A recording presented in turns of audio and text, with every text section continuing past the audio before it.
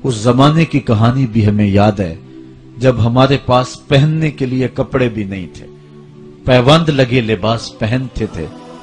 وہ وقت بھی ہمیں یاد ہے جب ہمارے پاس 2 گھوڑے تھے، 6 زرہیں تھیں، 8 تلواریں تھیں، 70 اونٹ تھے، اور ہمارے مقابلے کے اندر جو دشمن آیا تھا ان کے پاس 100 زرہ پوش نوجوان تھا، 950 کی تعداد کے اندر ان کا لشکر تھا، ان کے پاس گانے والی رنڈیاں بھی تھیں اور دادے عیش دینے والے ان کے پاس نغمے اور مزراب بھی تھے، کھانے پینے کے سامان بھی وافر تھے۔ ادھر فاقہ مست لوگ جس کھجور کو چوس کے روزہ رکھتے تھے اسی کھجور کو چوس کے روزہ افطار کرتے تھے۔ کیا بلال امیر تھا؟ کیا سلمان فارسی امیر تھا؟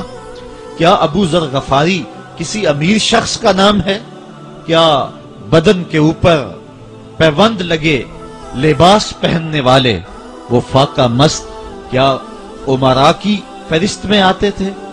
ہمیں تو وہ کہانی بھی اسلام کی غربت کی یاد آتی ہے کہ جب احد کے اندر 70 شہیدوں کے لاشیں پڑے ہوئے ہیں تو حضرت صفیہ حضور کی پھپھی اپنے بھائی حمزہ کے لیے 2 چادریں لے کر کے کفن کی آتی ہے، تو حضور علیہ السلام نے فرمایا کہ جس قبر میں حمزہ کو دفن کیا جائے اسی قبر میں مصعب بن عمیر کو بھی کفن دیا جائے اور دفن کیا جائے، اور کہا میرے چچا کے لیے اس کی جو بہن میری پھپھو جو 2 چادریں لے آئی ہے، کہا 1 چادر ہم مصعب بن عمیر کو دیں۔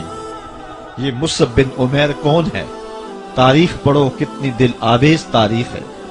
مکے میں ایک امیر ترین خاتون ہے جس کے بیٹے کا نام مصعب ہے، اور وہ اپنے بیٹے کو اتنا خوبصورت لباس پہناتی ہے اور اتنے خوبصورت خوشبو اور عطر اس کو لگاتی ہے کہ مصعب بن عمیر جن گلیوں سے گزرتے تھے دیر تک وہ گلیاں مہکتی رہتی تھی، لوگ کہتے تھے یہاں سے مصعب گزر کے گیا ہوگا اس لیے یہ گلیاں مہک رہی ہیں۔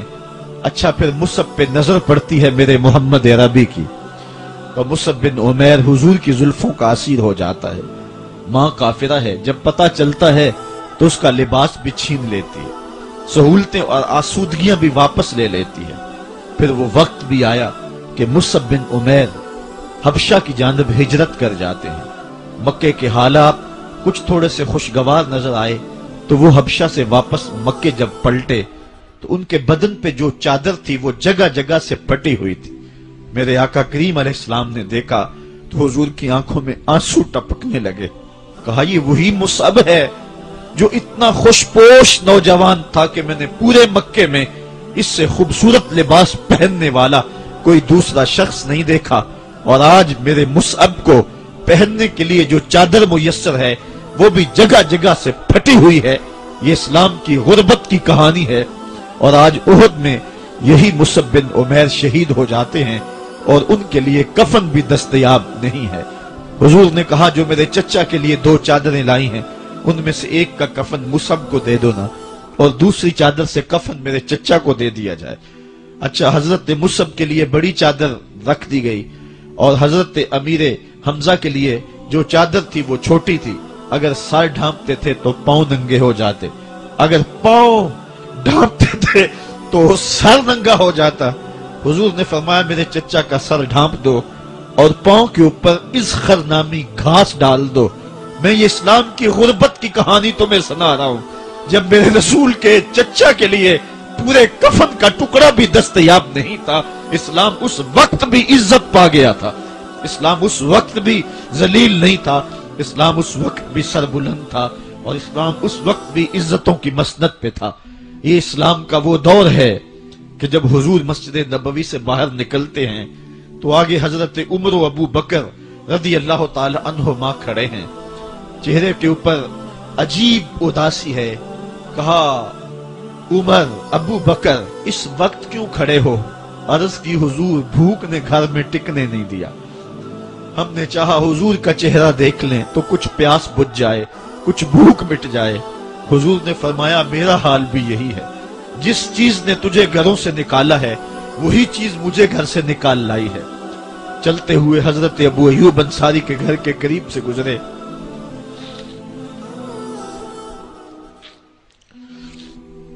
حضور کی خوشبو پا کے وہ باہر آ گئے. عرض کی بندہ نواز آج میرے مہمان نہیں بنتے؟ حضور نے کہا تمہاری مرضی.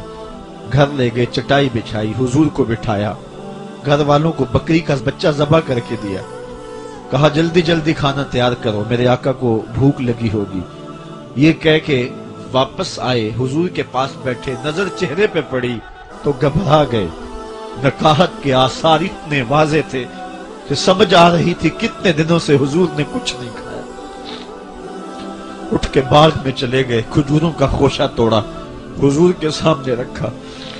کہا بندہ نواز جب تک کھانا تیار نہیں ہوتا یہ کھجوریں تناول فرمائیں. تھوڑی دیر کے بعد کھانا دسترخوان پہ لگ گیا. حضور سے عرض کی گئی حضور آئیں کھانا تناول کرنے. حضور نے دسترخوان پر تشریف فرما ہو کر کے حضور نے کپڑا اٹھایا تو حضور نے جب دیکھا کہ کھانا ہے تو حضور نے ایک روٹی لی اور چند بوٹیاں اٹھائیں اور ایک خادم کو بلا کر کے کہا جاؤ ہمارے گھر دے آؤ, میری بیٹی فاطمہ کتنے دنوں سے بھوکی.